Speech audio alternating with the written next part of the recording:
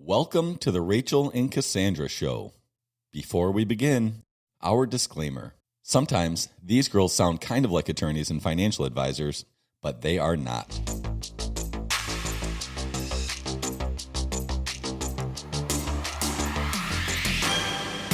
Okay. Hi, everybody. Welcome and thank you for joining me today. I am flying solo with no Cassandra because I have a guest, and these tend to be some of my favorite episodes. But with me today, I have my friend and the number one real estate agent in the greater Kalamazoo area, Julie Reisner. Hello, Julie. Hi, Rachele. Hi. Thank you so much for being here today. Oh my gosh. Thank you so much for having me on. You know, every time I have a guest, I always am like excited, and this is the exciting person that I'm interviewing, but I am really excited to interview you for two reasons. One, I feel like I have to announce for everybody how I know you through my sister, Cassandra, who's a loan originator. She actually lives and sits in Kalamazoo. So kitty corner from me. Yeah, they're neighbors right across the street in the magical way that the universe works. I feel like we got, maybe she exists so that we could get connected. We'll let her know that. Yeah, maybe we'll edit that piece out. I don't know. But also because I don't really know your story. And usually when I come in to do these interviews, I know snippets or I know a transitional moment or something. But I really, even though I know you, I don't know your story. So I'm really excited to find out. You better have something good. That's all it's I got juicy. To say. It is juicy? It is juicy. In fact, I revisited it yesterday with a friend. Yes. And it's a good one. Well, where would you like to start? How far back do we go? Well, I got fired. What? You? Yeah. So I was working in corporate training and development for a bank, and I had been working at a bank since my 20s. Was it a big bank, like a national bank or a local small bank? When I started in banking, I started with, what is now PNC. It was First of America, then it was National City, and then it was PNC. And then I had kids and I was traveling a bunch, and I couldn't keep up the schedule of traveling with the kiddos. So I left that job, which was fine. And then I just kind of started doing odd jobs, like office work and different things. But I was always drawn to training and development. And as you know, that's at my core. I love training. I love developing people, coaching, all that stuff. It's just my jam. So I wound up at a local credit union here in town. And I was their T&D person for 5 years. So T&D means? Training and development. Training and development. Yep. We have a rule. You have to speak English on the show. Oh, sorry. Yes. Okay. Yep.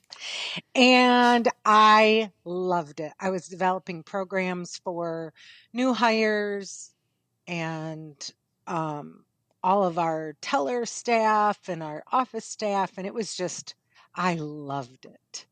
I was really in my element, I thought.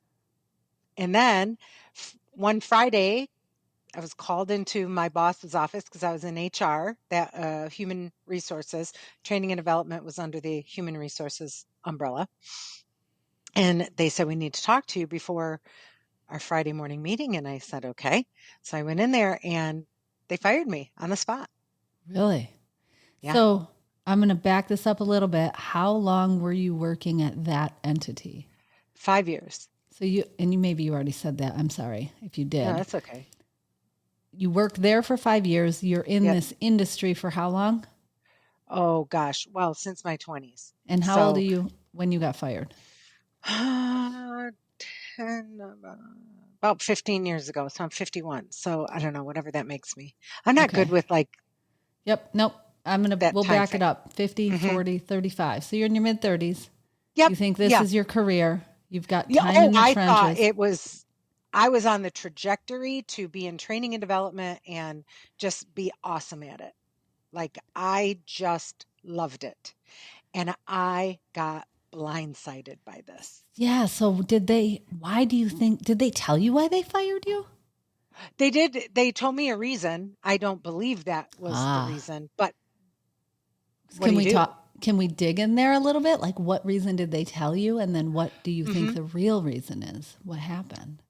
Um, I truly don't know the real reason. Like, I don't even have a gut, like why. No So that's speculation. no. I Yeah. really, this is how blindsided I was. So this was back in the day of beginning cell phones, right? Like, not a lot of people had them. We didn't use them. They weren't always in our pocket or in our hand. You're like But I had one. cognizant of your $3 a minute calls that you're making. Yes, Yes. absolutely.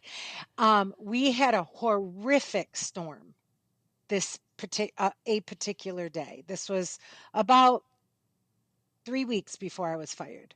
We had a very horrific storm, and all of our backup generators went down. We had no power. And as you know, in banking, you're very susceptible to theft, crime, all that. Oh, sure. And these tellers that I worked with and trained and mentored were like family to me. And I thought, well, I can't do anything. My computer's down. I'm sitting down here in the bowels of this building. And so I thought, well, I'll go up and I'll help them. And so I got a call from one of the tellers, and they said this client or customer has a cash deposit of over $10,000 cash, Mm-hmm. and they want to deposit it, but we have no cameras working. We have no security working. I mean, we can't even print receipts. And I was advocating for shutting everything down, but the powers that be elected to stay open. And still So, transact business without the ability to create records of the business? yeah. And to Hmm. me, that's just incredibly risky Agreed. to these. I mean, let's face it, teller, it's an introductory Entry level position. position. hmm Sure. Yep. And these are young people. And I mean, when you're dealing with that much cash, it's so risky. And so this teller called me and said, will you be my second control on this? Absolutely. What does that Like, mean? Second control.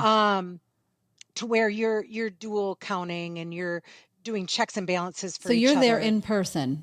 I'm in person. If I count the Yeah. 10 grand, you also step in, count, you're verifying. Yes, that's how much is there. Yep. Yep. Okay. Exactly. And at this point in time in the industry, again, we weren't really supposed to have cell phones. Well, I did. I had my cell phone. And I'm like, can we swear on this? I can't remember. Yes. Fuck F yes. this. Okay. Oh. F this. So I was, Well, now you so must I was, swear. okay. So I was like, this is bananas, right? We're doing this blind. It's so risky. Who's to say that this guy isn't going to come back and say they had $20,000 Yeah. and we only deposited 10, right? Yes. Like to me, it's just so high risk. And so I went up and I helped this person and I recorded Oh. the transaction on my phone. Yeah. So 'Cause I you're thought, well, making a video. yes. Yeah. Well, it was against the rules of the corporate Because cell phones were, banned. yeah, it was viewed very differently back then. It was. Even though you were And using it as a tool to protect the entity, yeah, they were and like, the people involved. hmm wow. Yeah. So that was why I was told I was fired. Did anything go sideways with that $10,000 deposit that you know of? No. No. Not that I know of. But I also I had a recording, I had signatures, everybody signed off on the client or the customer, myself, the other teller. We all signed off, like we all agreed, right? Like a contract. Yes. So we all agreed that This is like original. Oh, what is it called? Oh my God. Sorry, I shouldn't have interrupted you because I can't think of the damn word. I'll come no, back when that's I okay. figure it I mean, out. this is like Blockchain. back to That's the word. It's like the what? analog blockchain. You Yeah, all exactly. agreed that this is what happened. Exactly. And we all had our signatures. I mean, back then, right? Like in our business, in real estate, if it's not in writing, it doesn't exist. Exactly. And that's always been my philosophy. So that's why I thought, well, I've got it documented video. I have everyone's signature. We're good, right? Yes. And then I was told I was fired for having my cell phone out and using my cell phone. So and I'm that like, does feel like they were looking for a reason. yeah. So for grasping at straws. They could get you on a technicality because somebody wanted you fired. Yeah. Theoretically. In theory, right. Allegedly. Yeah. Did they Right? eliminate your position or did they replace you? Okay. Yeah, they replaced me. Okay. And so I was actually, to pour salt in that wound, I was actually escorted out of the building that day Wow. and could not collect my stuff. Now I had built, this is again, remember this is, 15, 17 years ago. So Yeah. this was back before iPad books, Kindle, all that. So I had a huge library of personal books that I Sure. purchased for this position. I had awards and accolades and all this stuff in my office. And Binders. Everything's physical. yeah, Everything's physical. it's all physical. And I didn't get to keep any of that. They didn't box it up for you and give it to you? They were just like, sorry about your They gave me like a stuff? box and were like, here you go. This All is my shocking. accolades are gone. Yeah. Half my library gone. Oh, books are like my friends. That would be It was heartbreaking. it was yeah, it was hard. It was hard. And Oof. I, like favorite coffee cups and things like that. And I just didn't get that stuff back. And I felt, looking back now with wisdom and time, I would have said, you can go ahead and fire me, and you can also escort me out of the building. However, I'm going to collect my personal stuff before I do this. Yeah. I have But balls now. I didn't have balls then. And I and was at the shocked. time, yeah, you're blindsided and you Oh my probably gosh. thought on some level you'd be able to go back and get it. We'll handle that later. Like, no. I was just gobsmacked because I was like, I just had never had that happen. And I thought I was a good employee, and I thought I was doing the right thing. And in theory, I was doing the right thing, just not in the parameters that they found acceptable, which is utter bullshit, but neither here nor there. So go on a 3-day bender after that. Yeah. Really? I mean, I was just like, called my husband crying. It was bad news. So I was in bed for probably 3 days, just shook, because so much of my identity was tied up in being successful on this job, which I now realize was very unhealthy, but it was just what I knew at the time. I didn't know any better at the time. So after about 3 days, I'm just like, I gotta get over this. I was a breadwinner. I was the insurance provider. I mean, I was all the things, right? My husband, God bless him, he loves to punch a clock. He likes to go in at the same time every day, leave at the same time every day, collect his paycheck, and then he gives no more thought about work, where I am obsessively compulsive about work. So after about 3 days, I'm like, shoot, I better find a job. I need to bring in money. My kids got to eat. It's impressive that it was only 3 days. Considering your time in this trench, it's impressive to me that you recovered, in 3 days or started to find your way out. Yeah. So then I, again, tried to find something that was like something I could do. 'Cause, right, like, I was crushed. My soul was crushed. My identity that I put into this was like, I started all this self-doubt, and it was just, I don't know. I think, quite frankly, I'm still probably digging out of it, All to these this years later. day.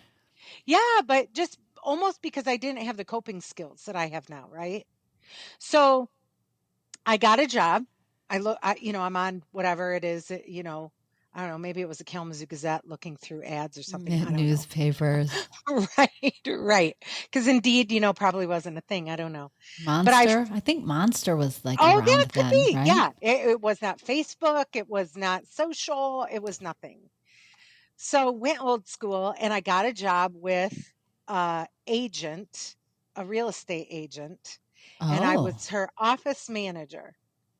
awesome. And that is my beginning in the real estate world.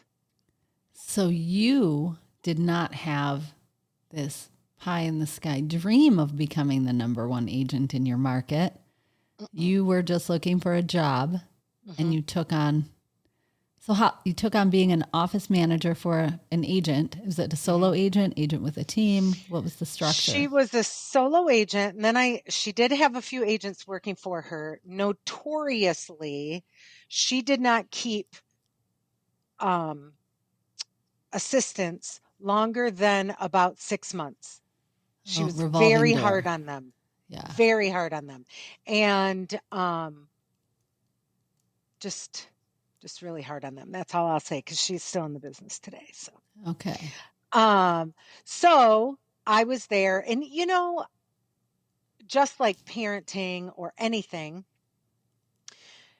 I kind of started thinking, I could do this. Like, there's training here, there's development here, there's education, and it was coaching, and it was all the things that I really loved. I saw I could do just in the parameters of selling houses. Because to me, really, it didn't matter if it was, I could sell widgets, I could sell bike parts, I could sell screws and nuts and bolts. Right. It doesn't matter to me. It's just making the person's life better, because they're working with me, right? Mm-hmm. So, like being a parent, you learn to be a parent either by emulating what happened in your life or going against them and going to the other side of it, right? And correct. that's kind of how I found with this agent was, I'm not going to do that. I'm not going to do that. But I'll tie that in. So I really learned how to be the agent I am by kind of doing some of the opposite. Taking some of her pieces and as tossing your them in own the trash. And getting rid of the ones that you could see probably from a much clearer perspective than she could, really. Yeah, they would not have served me well. I would have been a very big imposter if I used that stuff. How long did you work for this agent? 3 years. Wow. 3 years. And then a friend of mine who was running the office, it was Keller Williams, and he was running the office at the time, and he wanted to step out. He was a Bold Coach, which is their training program. Yes. And he wanted to step out and grow his own coaching program. And he says, come along with me and help me start this business. Well, in addition to loving coaching, development, training, I also love entrepreneurship. Mm-hmm. I thought, well, that all goes hand in hand. Let's do it. I don't give a lot of thought, because I feel when the universe speaks, it's like, I need to go. Yes. Speaks for a reason. Yes. This is a way in which we are very similar. Well, and it ties into your and my story about how we're partners to this day. Yes. So I didn't give him much more thought. I'm like, let's go. Let's do it. So I started working with him, and because he was still in real estate, and because people thought I was in real estate, but I was not licensed at the time, he said to me, go get your license, because we can at least sell and make money. And that could be like, if you're helping me with this development, you can also be selling dual income, right? I'm like, sweet, awesome. Now, are you guys staying at a Keller Williams office? He's trying to grow a team. No, he's on his own. Opened his own brokerage. Opened his own coaching company. Coaching. Okay, that's right. So is he a producing agent as well? No. At the time, though? No. Okay, so he's like, I'm going to open this coaching company, and this appeals to you. I got it. All right. I think I added some stuff to your story that wasn't supposed to be there. Go ahead. That's okay.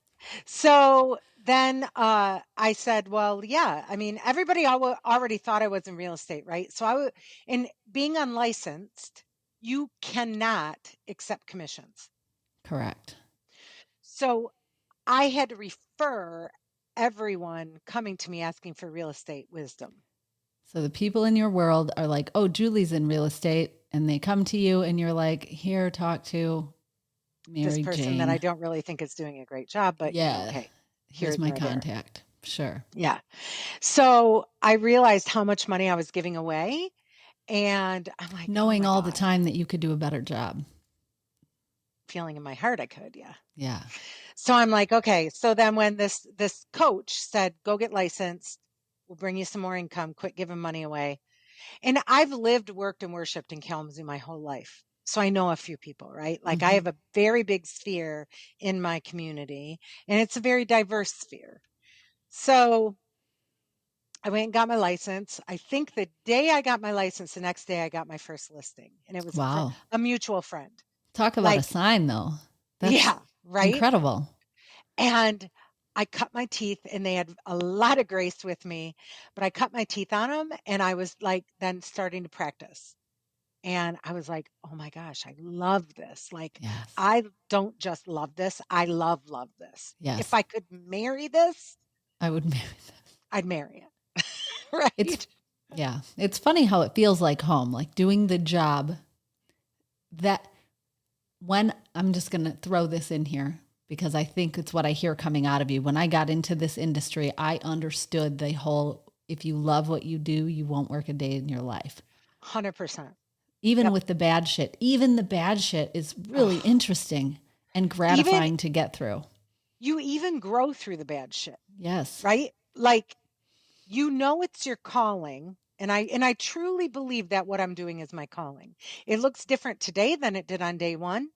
And it'll look different tomorrow than it does today. But what I'm doing is truly my calling, because even the shit is pretty awesome. Yes.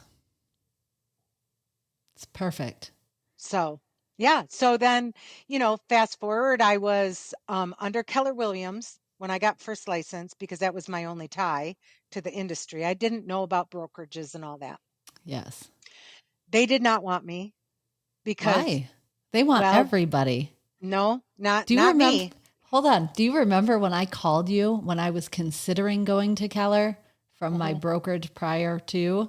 Mm-hmm. I remember chatting with you about going there. So Yeah. why? So it's shocking to me to hear you say they didn't want you, because I'm pretty sure they want everybody. Well, remember, I aligned myself with someone who is growing a coaching business outside of the and who? Keller model and was former Keller. Yeah. So he left the. Can I call it a cult on the show? I don't mean it in a bad way. You're drinking you're Kool-Aid. definitely drinking the wine. Yeah. Mm-hmm. It's good Yeah. though.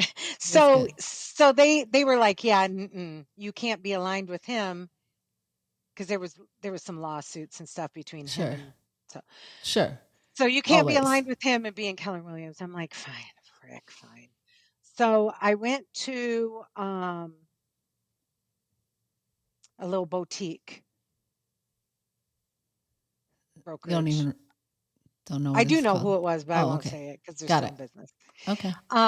But they weren't very interested in real estate. They had other lines of business going on, so they weren't really interested in it. So More of a I holding wasn't getting what company. I needed. Yeah. Right. They're like, we'll And hold your license. You can do some work and pay us. yeah. But I was like, I'm not getting what I need. I need to be fed. Like, I'm feeding. I need to be fed. Sorry. I got so excited I dropped my mic. So I was there for, I don't know, maybe 6 months. Well, Oh, wow.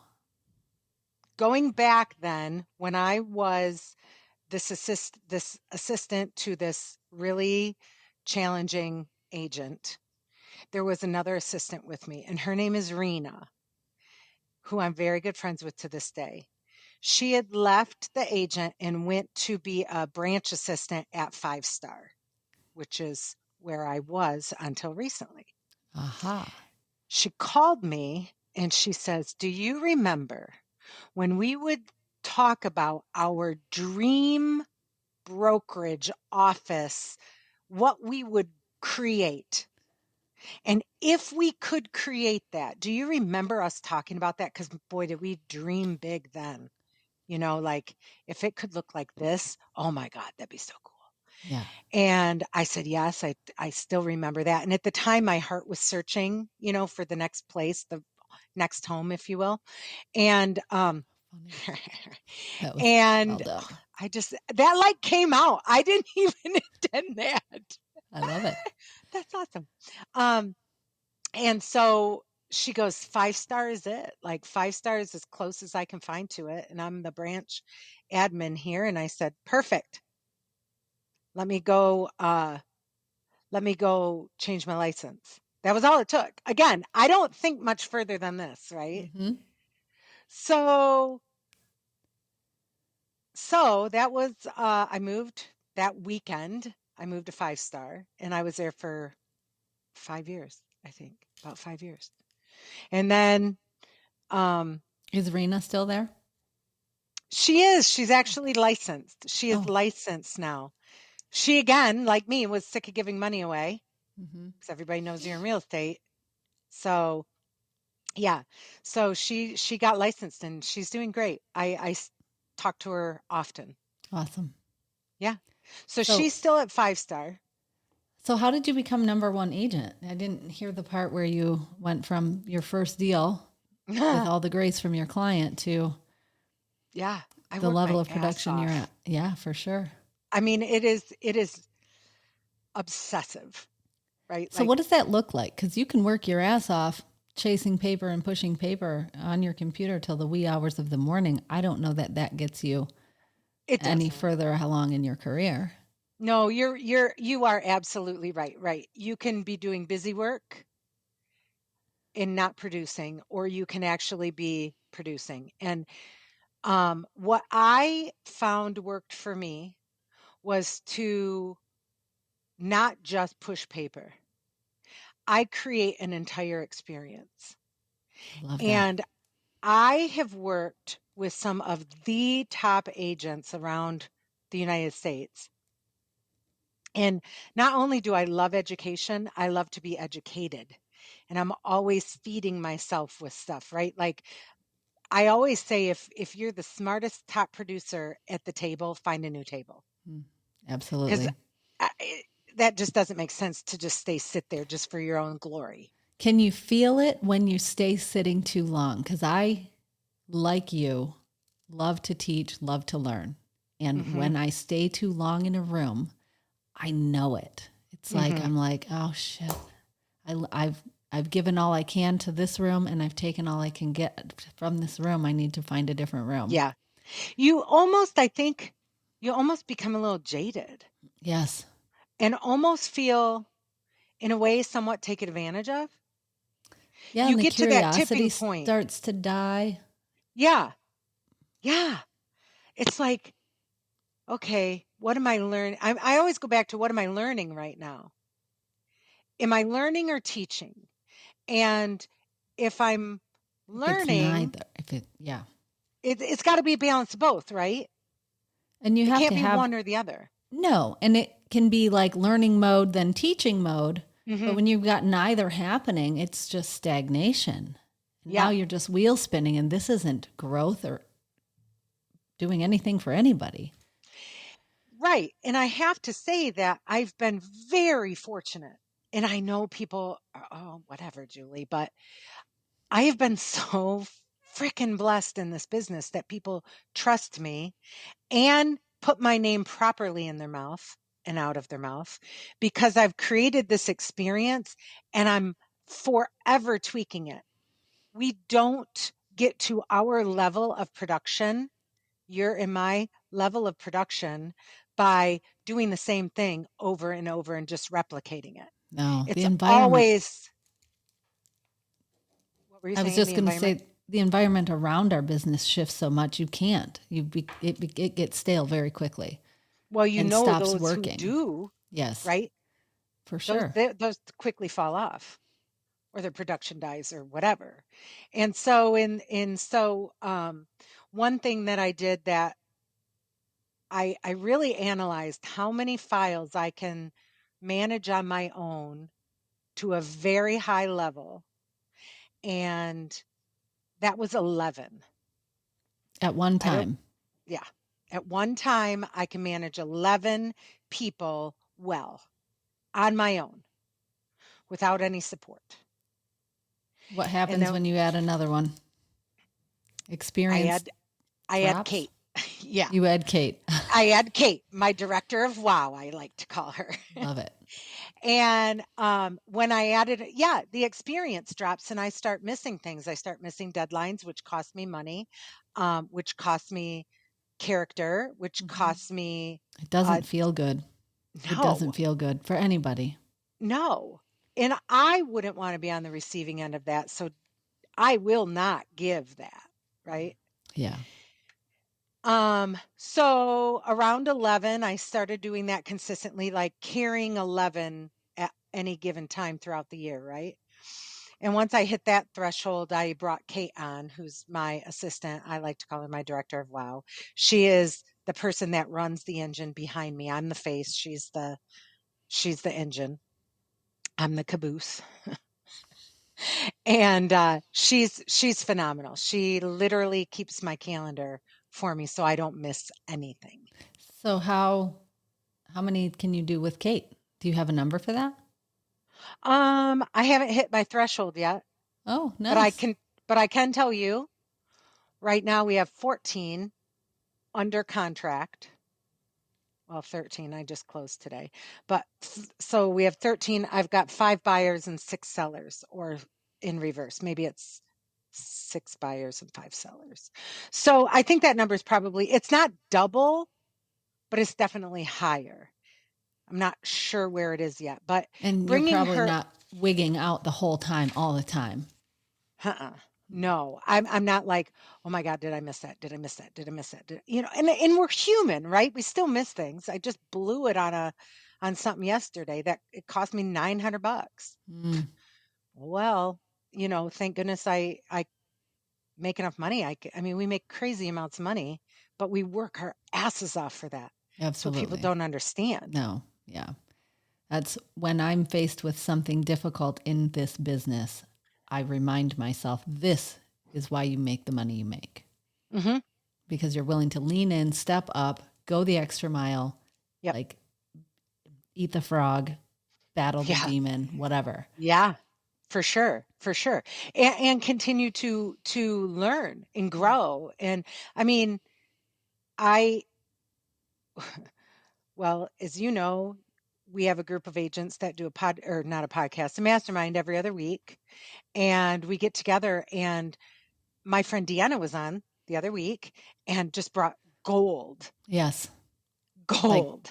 Like, I'm going to plug it. It's a place where the best bring their best. So you don't have to, I don't know, trudge through all the trash to find the treasure. It's literally just a room full of treasure.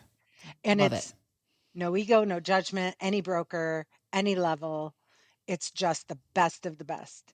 And that fills my soul. So Deanna brought this buyer seller timeline. And I'm like, dang it. That's so much better than what I'm doing. Same. I have a timeline that's like, does the job. And hers was like, wow. Like I never thought that. Interactive. Leave it with them. Yeah. Can I talk about that? Like, I feel like we should leave something good for people to find who listen to this episode, which is this. Yes. This timeline, what I thought was brilliant about it is that it's fillable. It's like, here's the trajectory for listing your property. Let's pick a target and work backwards and put in when we'll have this. Like and you literally write in the date. Right in the date. Leave it with your client. Oh my gosh. I never thought to do that. So simple. Look at us getting like so excited, but it was like brilliant. So for the past week and a half, I have been tweaking what I've been doing, putting in the calendar, writing it in. I've used it twice. Well received? So well received. Yeah. See, I have to go tweak my version. But it's just it was simple. Yeah. It was a simple thing where you lean into it and take it on your own. And I think that is the whole thing about this mastermind and partnering with people like you and the other agents that I partner with and really work with, is that we come from abundance, not Yes. scarcity. And that's the thing that I've learned is just because I won here, it doesn't mean you're not winning, right? Like if I got customer A, it doesn't mean that I took that from you. Just go find your next customer. I Right. mean, they're not the same. No. I don't know how to There's an describe ass that. for every seat is Yeah. how it shows up for me. Like there's business that I shouldn't have because they're not my people. Oh my I'm God. glad and grateful for other agents who produce at my level and at other, I'm grateful for my competition because God fucking save me if I have to deal with all the clients. They're not all for me. Does that make sense? Yeah. I'm Yeah. here for the good fits, the ones that I can serve the best, and that just isn't everybody. But that's a huge recognition. Like being able to recognize that is huge, I feel, But because I remember being that very first agent, scratching for every dollar, yes, leaping from a paycheck to commissions. yes, that's And I was terrifying. like, holy hell, how am I going to do this? Like, And I have bills to pay. when you're new, it's almost like you don't have the space or the luxury of knowing to work with your people because you're so scratching for every deal. Oh, yeah.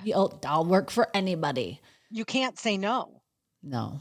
Because if you say no, that's dollars that are not in your pocket and But not on your table. I would But you compromise yourself. not only that, I don't want to use blanket statements, but I find that when you are taking any deal, you're working 3 and 4 and 5 times as hard on a deal that's less likely to close anyway because you're just so out of alignment with your client. Yeah. They're not enjoying it either. I don't know. But you don't know that, right? No, You don't. have to You can't see it. develop that. And that's where you learn your skills too. Yeah. So, I don't know. It's like a And gift. now I've reached a point where I'm like, not my person. Mhm. There's another person out there for you. And And so, I guarantee there's another person out there for me. yes. And sometimes I can tell you who that person is. Like, thank you for meeting with me. Actually, this agent might be a better fit for you than I am. Mm-hmm. They're going to get your desired outcome. I'm not your girl. Mm-hmm. Yeah. And there's freedom in that. Yes. But you have to grow and recognize that. And I don't, that doesn't come on day one. Right. And I think For it's sure. still coming. Like I think my demographic has changed a little bit. You know, my demographic in the beginning looked like me, talked like me, walked like me, lived like me. Mm-hmm. And now my demographic is extremely diverse Yes. and really a great sense of community and comes from all over, which to me is so rewarding because Yeah. I want to serve my community. Right. Not just one member, air quotes that you can't Yeah. see if you're only listening, but yeah, Yeah. not just one member, one avatar, Yeah, all the people. exactly. And I'm just super blessed because it just keeps coming. It keeps coming. Maybe one day it'll stop, but until then, I'm just creating a machine and creating an experience.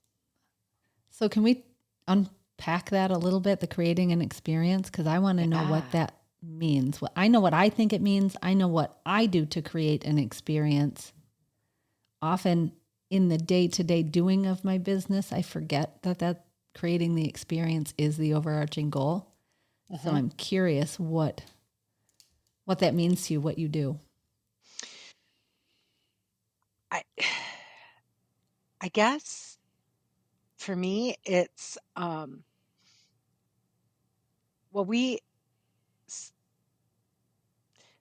I'll back up to come forward here is so then I was at 5 Star for a very long time, 5 years, which in our business is a very long time. Yes. And recently I made the shift to partner with you at NextHome One, Lucky which, me. yeah, I'm super excited about that. And, we have a saying, which is humans over houses, Yes. right? That's one of our hashtags that we use. And That really resonated with me. And I think that is like the creating the experience for me is just really raising the bar of our industry, because we have a very low barrier of entry, right? It's if you take a class, 40 hours, you take a test, and boom, you're a realtor. Cheap and easy to get a license. We are the easiest state to get licensed in this business. Michigan is like number 50 out of 50. Yeah. It's bananas to me, because you just don't, I mean, what you learn in class is absolutely not at all what you learn on the job. And Yes. so for me, it's doing the right thing all the time. Yes. Putting the human before the paycheck, i.e. the sale. Yes. This is about people, not my bank account. I've lost more money than most people make in a year. I finally said in what was it? It's 2022, right? Yeah. So finally in 2022, I said, I'm going to stop giving as much money away. So I was throwing money at stuff, right? Because I was making a good living. Solving problems by just throwing money at it instead of working through them. Been there. Yeah. Instead of learning through them. Right. And that's hugely important, is to learn the lesson so it doesn't happen the next time, instead of just throwing money at it. Yes. Because sometimes money just doesn't solve the problem. So keeping in mind that sometimes doing the best thing and creating the experience for the human is saying no. No to working with them, no to a house, no to a deal. Often it's talking. I feel like a lot of our job is being a good therapist or a good life coach.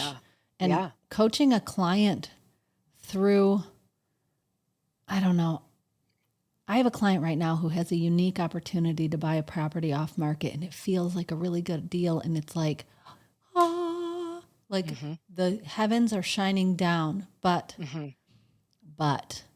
there are these things that keep cropping up. And I'm like, this could be a fucking lay down sale. Like, I could influence my client and be like, no, look, you're the only one who's going to get it, lock it down. Blah. Yeah. But the reality is there are some things, and I have to make sure that he has his eyes wide open. I'm like, do you see? Do you see? I will back your play.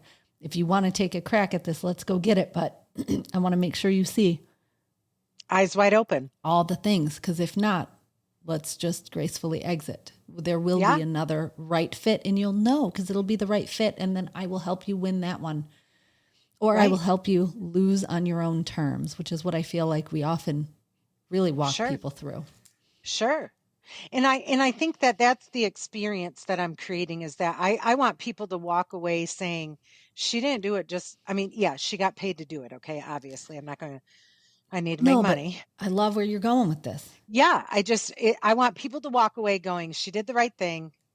She kept us top of mind the whole way through, and she did the right thing by us. And bonus, she got a paycheck in the meantime. Yeah. Yes.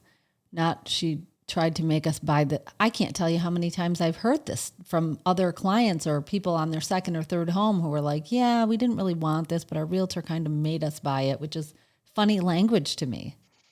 Yeah, but it's easy in our positions to influence one way or the other. And you can use it for great, or you can use it for evil. Yes. That's true. It true. depends on what side of the paycheck you want to be on. Yes. Oh, I like that language too. What side of the paycheck do you want to be on? Yeah. And for me, it's the right side. Because those people, what I found is, right, that those people who you do the right thing for and with, those people have the most influence then over your next client. Hands down, if I do the right thing, they will talk about that. But boy, if you do the wrong thing, they will shout that. Hey, right? We've all been in a position where we got talked into doing something we didn't want to do. And maybe talked into it enough. So in one moment you said yes, and then it just didn't feel good after. And you are like, fuck, I just got had. Why? Yes. Yeah. I never want that to feel like working with me. No. And what is it that they say? There's a saying, and I'm not exactly 100% sure what it is, but it's like, if you have a good experience, you'll tell one person, but if you have a bad experience, you'll tell like 10 or something like that. Yes. So you have to do the right thing and create a good experience 10 times over the bad. Because a lot of people, if they're on their second or third home buying experience, they are coming with baggage of our industry, and it's probably not good. Mm-hmm. Yes. And so now you have to figure out a way to overcome that as well. And the only way I can figure out the only best way I can figure out how to do it is to be vulnerable and honest and authentic. Yeah. And then my people resonate with that. And if they don't, they're not my people. Yep. Yeah. The So intention and the Humans Over Houses does a good job of summarizing that. it does. It absolutely does. And I think, a lot of people have asked me, because I was at the prior brokerage I was at, I was the number one agent in our market for 4 years running. Corner office, lots of money, influence, all of that. And there are a lot of agents who don't understand why I would make a shift to a different brokerage. From the outside perspective, you had all the things. Why would you, air quotes again here, give that up? Why would you? I'm curious. Why? Why are you even doing this? Well, because I feel like my business model outgrew their business model. Something changed. I don't know if it changed around COVID or what, but I stayed relational, and that brokerage became, in my opinion, more numbers driven. Mm-hmm. And to me, it just was no longer a good fit for my personal model. Mm-hmm. And I also was sitting at a table being a top producer, and I stopped learning.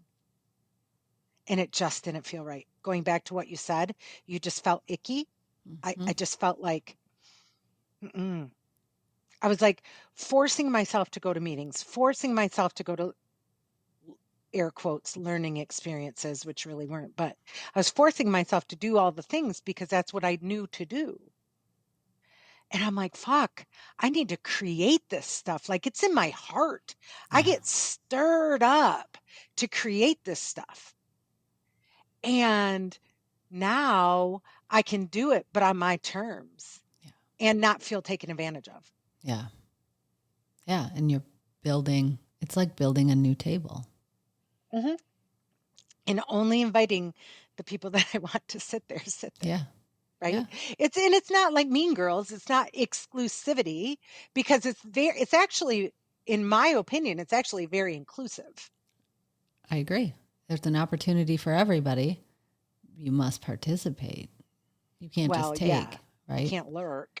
I don't like lurkers. Right. So I think that a lot of people look at it, go, what the heck?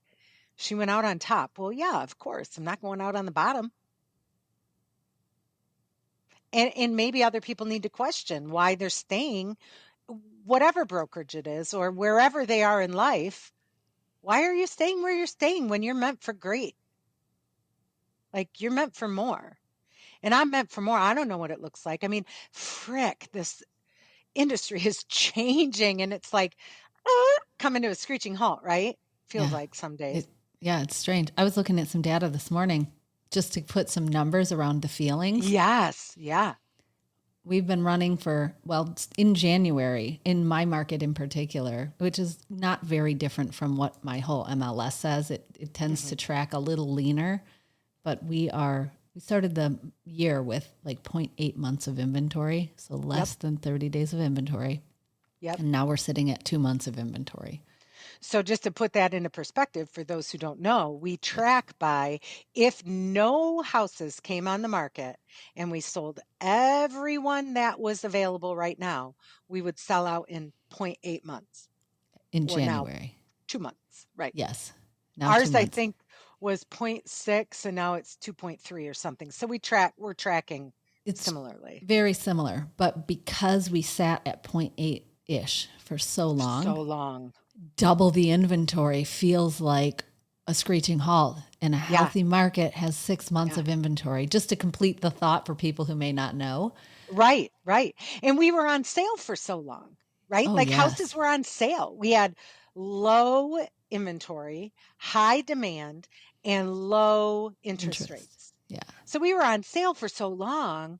And now this is the interesting part, right? Because this is where I see the big shift happening is I came into the business when we had houses staying on the market 30, 40, 50, 60. 60 days. Yes. I mean, When did you come in?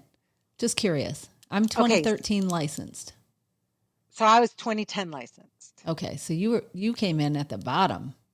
Yeah. Yeah. Like that's the And bottom. oh man, were we Foreclosures creative. galore. Yeah, we were Awesome. creative, right? And then I feel like our industry became a little bit lazy when we were on sale. Mm-hmm. Oh yeah. Because I call them the post and praise. They throw Yes. posts in the yard and pray that it sells, right? And so we would Yeah. sell a house in multiple offers and You didn't even have to pray. Post in the ground and look at me. I'm a successful real estate agent because yeah, no, you weren't. it was like a monkey can sell a house. We've Yeah, talked about this. legit. Yeah. And it's crazy, right? Like now, oh my gosh, 2 weeks. Mm-hmm. It feels I have a weird. house. So it's like icky, Mm-hmm. It but feels it's weird. also reality. Yes. So we have to get creative again. Yeah, Right? and do the things. Get out all those tools that are kind of dusty. And I got to finish the thought because I just threw out there that a monkey can sell a house, but it doesn't mean they can do it well. It doesn't No, mean you're right. getting top dollar, best terms, understand The your rights and experience. responsibilities. Dude, it's Absolutely. yeah. You can do anything by watching a YouTube video. It does not mean you're going to get the results that you want. Well, or the representation. You always say, Right. you always talk about the fiduciary responsibility That's where and it's at. how important that is. Yes. And if you just have someone who's in it for the paycheck, you are not going to be represented. Your dollars and your financial position is not going to be best represented. It Yes, you just would won't. have no protection for those assets. No. And I think that that's so huge. So that's, now we're dusting things off. We're getting creative again. And I love it because it's Eh, another challenge. yeah. Me too. And We're it's on a getting dip and it's a challenge. fun again. No, I don't mean, hmm I don't mean, I'm not sure what I mean by that, but it's nice to be able to use my skills, all of them, Yeah. for more Well, than just fighting off a feeding frenzy and interpreting the top 3 offers out of the 30 that we got. it's nice to be challenged Yeah. again, Yes. right? Like, selling a market, and this is, I think our business, the agents, and I'm guilty of it because I used to do it. But I think now the agents looking back that post sold in 24 hours for Yes. $17,000 over list price and Yes. appraisal gap guarantee, all this crap Yeah. do such a disservice to our industry because that's not at all what it's about. Mm-mm. When people talk highest and best, like highest dollar, best offer, it has nothing to do with the most amount of money. Yeah. It has to do with the best terms for the seller or buyer, Yeah. period. End of For story. their circumstance. And it's Always. so vastly different. And that is so often overlooked. That's one of my favorite things about crafting intelligent purchase offers is accommodating the needs of the seller, not just top dollar, not just, I don't know. Top dollar doesn't win. No.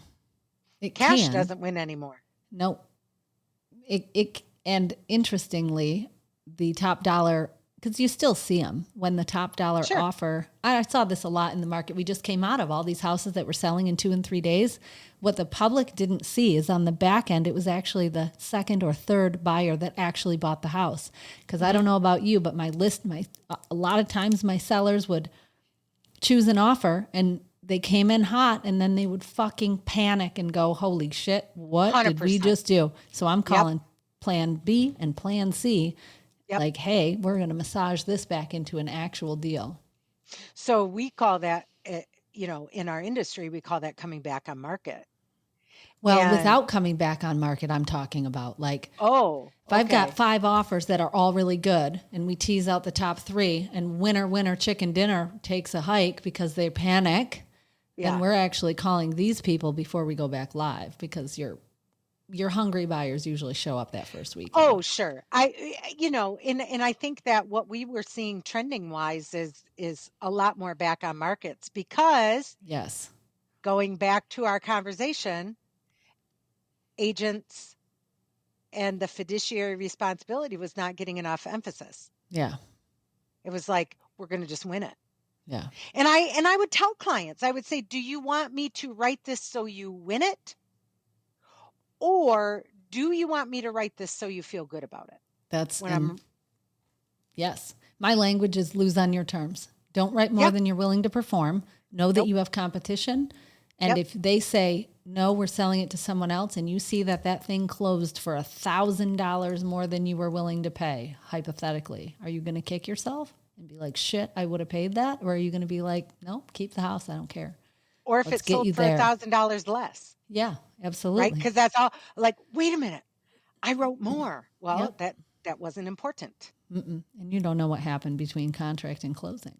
No. And my saying is always, if we get it, it was meant to be. And if not, there's a better house out there for you. Of course, always. But we have to write it the best for you.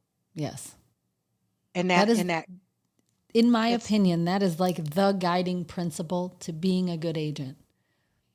But there's what you just said, we have to write it best for you, my client. But that's like 20, probably it's the 20-80 rule. 20% of the agents do that in 80%. But that's also really interesting with this shift we have now, having to be creative, having, if you're creating an experience and you're doing the right thing, the people who aren't are going to fall off. Yes. I feel just like in 2008, we're going to see a big dip in our numbers. Yeah. I think that agent count lags the market by about 6 months. Mm-hmm. I don't know. That's not a statistic that I read. It's not backed by any numbers. It's what it feels like to me. Mm-hmm. Yeah. So let's talk about this again in February. Right. Let's talk numbers again in February. Yeah. See what it says. Yeah. But I feel like, the good ones stay through the shit, right? Because we get creative and we figure it out. Everything is figure outable if you want to have skin in the game. Yeah. So yeah. So now I'm with you. And yes. Now we get to create this whatever we want. Yeah. And it's amazing. It really is. And I keep having to remind myself that we're building this from scratch. This is not like, oh yeah. Because I look around at the brokerages around me and their numbers and they're this and they're that. And somebody told me, it might have been Laura, they all bought their toys. We're fucking building ours. They bought the table. Yeah. We're building the table. So what's interesting is when I was at the prior brokerage I was at, and every month they came out with these statistics, right? Mm-hmm. Like who was number one. And yes. And there would be months I wouldn't try really hard. I didn't have a book of business. Maybe I went on vacation or whatever. And I wouldn't be number one. And I was like, God dang it. Did it bug you? Like, personal. You got to defend your title. Yes, baby. We're going to get you one of those wrestling belts. Yeah. It's like, who's got my crown? I'm taking it. I'm coming even for better. You. Yeah. Crown. Yeah. What was I thinking? Wrestling belt. My mind does weird shit sometimes, but yes. But I would get depressed. Aw. But then come to find out, after having some conversations, the numbers I was seeing, like the numbers that they posted, weren't even the numbers of how we were ranked. Dude, and so who cares? I know for certain that every brokerage, the big hitters in my market, all claim to be number one by a certain interpretation of the data. And I learned when I used to work in telecom, selling cell phones in like 2007. It was probably Verizon. Sold me mine. Thanks for getting me fired. No, no, it wasn't that far back. Oh, wait, was it a bag phone? Wait, maybe I did. I'm pretty sure I sold everybody in my community their first BlackBerry. There you go. That was around that time. Yep. But I know that Sprint was putting out numbers that they were the number one in the nation, and AT&T was putting out numbers that they were the number one in the nation, and Verizon Wireless was putting out numbers that they were the number one in the nation, all with different maps. They all had similar enough words that unless you went and looked at the data behind it, they're all telling the truth.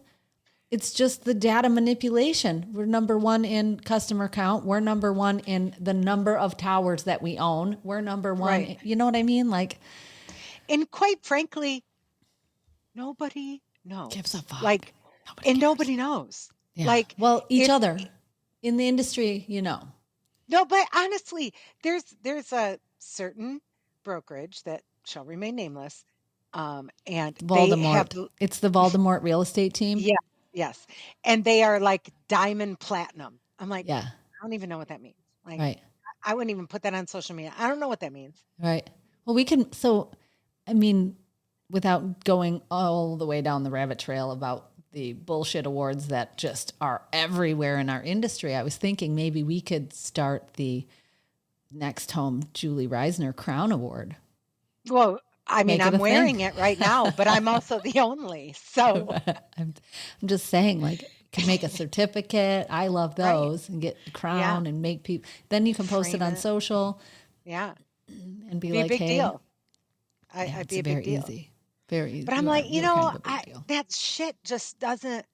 I realized when my personal self-worth was tied to that, I had it wrong. You have such a level of self-awareness. It's really inspiring, just so you know. Oh, thank you. Thank you. When I tied my worth to being number one, it really was not beneficial for me. Yeah. And it's interesting it didn't mean distinction. I was doing the right thing. Yeah. Because you're driven to be number one, but it was number one as defined by them telling you it's so. And that's different than being responsible for creating an experience for your client. 100%. It's like the big words I wrote. I will take being 10th or 20th or 200th, but creating the experience and doing the right thing now, where before it was like, if I'm not number one, if you're not first, you're last, right? Yeah. Isn't that from, what is that, Bobby? Oh, thank you. Talladega Nights. Thank you. And, if you're not first, you're last, right? And I joke with my kid. I say that to him all the time. And it's really a joke because I don't really care now. But, you do put a lot of, when you see it out there in our industry, you put emphasis on it. Mm-hmm. But it really has no bearing on what we are doing on our day-to-day. Yeah. No, this is starting to give me an analogy of like parenting, right? Like you could win all the parenting awards in the world. They're meaningless unless your kid agrees. I can get all the real estate accolades, but if my clients had a shitty experience, it's nothing. It's not, what am I actually doing? Yeah. Think of some of the big name outfits that deliver shitty client experience. We know because we're picking up those clients who are like, oh my God, it sucked. Right. Well, let's talk about that, right? Let's talk about relational versus one-off. Yeah. That's so huge to me. So I'll go on this two different ways. I was in a training session with someone and I said, yeah, the majority of my business is relational, word of mouth. And he says, well, what are you doing wrong? What? Wow. Yeah. Interesting response. I'm like, wait up, bud. What are you talking about? And he goes, well, you should always be working to get new business too, right? You can't just, because eventually you'll saturate those that you know. And I thought, okay, I got you. So now I do branch out and I used to be about 99% relational or word of mouth referral, if you will, but now I'm more 90-10. And it's because I just put myself out there more. Mm-hmm. And I think that that's super huge, because when you are not relational and you have to just work from a numbers perspective, Yes. you work so much harder because they know nothing about you, and you really have to have your shit dialed in. And you become transactional, Yeah. right? Wouldn't the alternative to relational be transactional? Mm-hmm. And now your focus is on checking the box or And it's hitting the hard. number. It is Yeah. hard. And it's hard because if I have one opportunity to build the relationship with that person, and if I don't, they're no longer going to be a referral source for me. Right. So a lot of people that I know in this business say, I will not work with friends and I will not work with family. Mm-hmm. Holy crap. I think you just lost a huge part of yourself, because for me, working with friends and family means I better level up. Mm-hmm. These are people I got to see on Sunday Yes. at potlucks. These are people who come to my neighborhood parties. And if I'm not doing a good job for them, that's going to They're get all going to really be talking to uncomfortable. each other about it. Yeah, You they're can going to be bet your talking behind ass. my back. Yeah. Yeah. Yeah. And that, so, I think that for me, it's a hugely relational game and not transactional. And I got caught up in the web of, number one, converted to transactions, that I lost sight for just a little bit. I lost sight of the relational portion, Mm-hmm. but now I feel refueled, if you will, on the relational part. So I don't know, I'm going to say this back to you. I have kind of a summary what I would say Julie is about. Yeah. Just tell me, because sometimes I don't know. But you do know, you literally just told me this.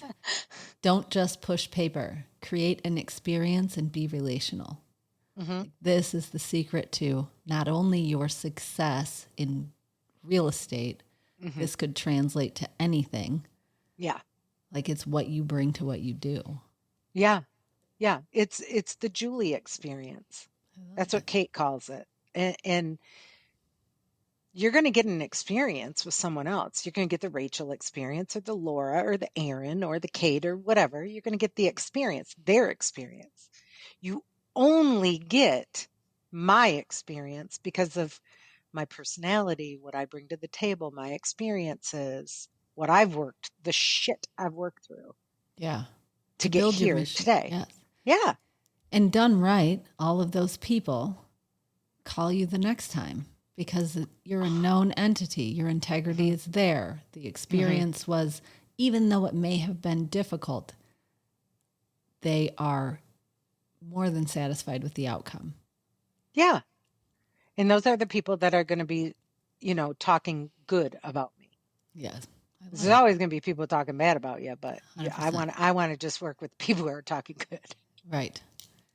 So it's interesting. The length of time I've been in the business, it's very interesting, the repeat of clients I have. Mm-hmm. Right? Like now I have one that I think I'm on their fifth house. Mm-hmm. They don't keep coming back because I'm doing a shit job. No, fifth house in 12 years too. Like Yeah. if you were licensed in 2010, it's Yeah. 2022 too. Yeah. That's, Yeah. I hope they're flippers, or they've probably been doing all right, house over house, for that amount of time. Good for them. Yeah. They actually, there was only one time where it was just a money wash. Yeah. But again, like a oops. it was, yeah, it was the right thing, right? Like they rewrite sized. So it's still a good thing.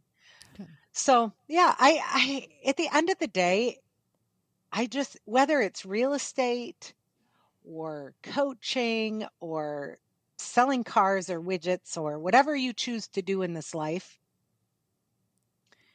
you have to really love it and just immerse yourself in it. And if you don't, and you just want to be a clock puncher like my husband, and that's not a drag on him, that's what he chooses to do, then, fine. I'm not talking to his industry or his personality. Yeah. I'm talking to thrivers and nurturers and growers like us. So in this industry, Yeah. that clock punching might not serve you very well. Oh my God, it's never going to serve you. It's never, because you're never going to clock out. Yeah, that is like a perfect stopping point. I feel like that is the word of wisdom. Yeah. You will never clock out. You will never clock out.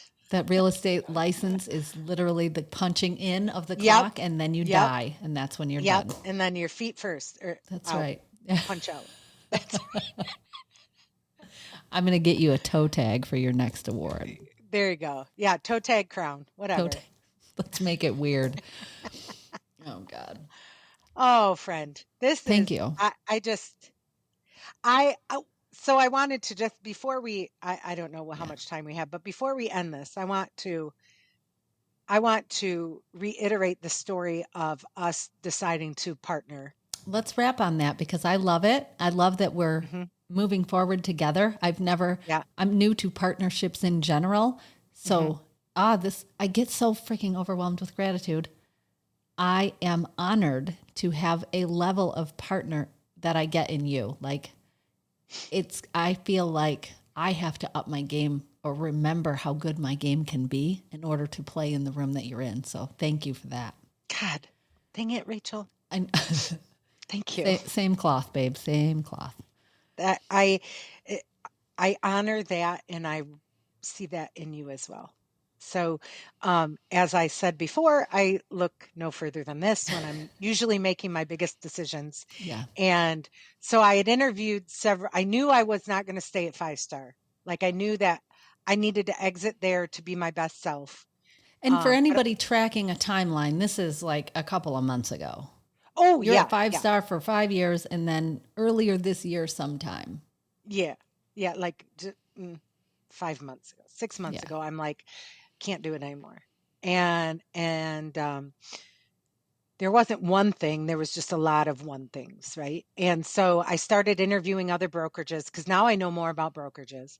So I started interviewing other brokerages, and I narrowed it down to one or two that I thought, lateral move, but could be a good fit. Where is my career going to go? And then my cousin, who is a songwriter, had a concert in Detroit. Remember? Yes, I love this. I loved that. And my husband, I said, do you want to go watch Hayden? And he said, no, I don't. So I called your sister and I said, hey, Hayden is putting on this concert. He's opening for this song singer, and you love music. Will you go with me? Will you be my plus one? So I had family going and all that. And she said, yes, of course I will. And this was over in Detroit. And for those who don't know, Cassandra's actually a total music snob. Like, oh yeah, she's a concert junkie and into it deeper than anybody I know. Well, and I think the funny thing is she said, now who is this? And I said, well, it's my cousin. He's a songwriter. He's out in LA. He's writing these songs for these really famous bands, and he's doing his own thing too. And she goes, send me some of his stuff. That sounds about right. I'm like, you are such a snot. Just come with me. Yeah. So we got in the car and we're on the way over to Detroit. And she says, oh, P.S. I asked Rachel if she wanted to meet us. And I'm like, sweet, because I don't get to see you right in person much. And I just love you. And so you met us for dinner. And I'm sitting there lamenting about this decision of what I want to do. And Cassandra, bless her sweet soul, looks at both of us and goes, why the fuck don't you two partner? I know. And it was like a literal shift. Yeah. And I said, let's do it. Yeah. Click, click, duh. Yeah. And That's you and what it I felt looked like at each to me other too. and we're like, light bulb. Light bulb. Yeah. And then what? The next day we were talking about the partnership. Yeah. And we were talking about how we can make this work. Yep. And what it looks like. And there's no, with people like you and I, there's no talking about jumping. There's literally, okay, jump and we'll figure it out on the way. The net will appear. That's right. And we're still working through it. Yes. That's, I think, the beauty of it, right? We're two high level thinkers that are still working through it. We don't know what it's going to look like a year from now, but we have a pretty good idea. Yeah. Right. We know where we're going. It's getting there Yeah. that we're inventing. Yeah. And so it's creating this machine. It's building this machine. We didn't buy it. We're building it. And I think that's where the power comes from. So again, the biggest leap of faith in my career right there. And if it you're was listening only, she's holding her hand like right to right my in nose. front of her face. Like that's Yeah. as far as she looked. Yeah. And it literally was at that moment that it clicked. And I said, well, why didn't I think of that? Like it just took your sister being the catalyst for you and I to say, oh, let's fuse that together and see how powerful we can become. So it's all about the relationships and lifting one another up. And whether it's Kalamazoo and Brighton, the United States and Timbuktu. Yep. It's just being the best at what we are. Yeah. So we're on a mission to make it better for everybody. You know it. Create that experience.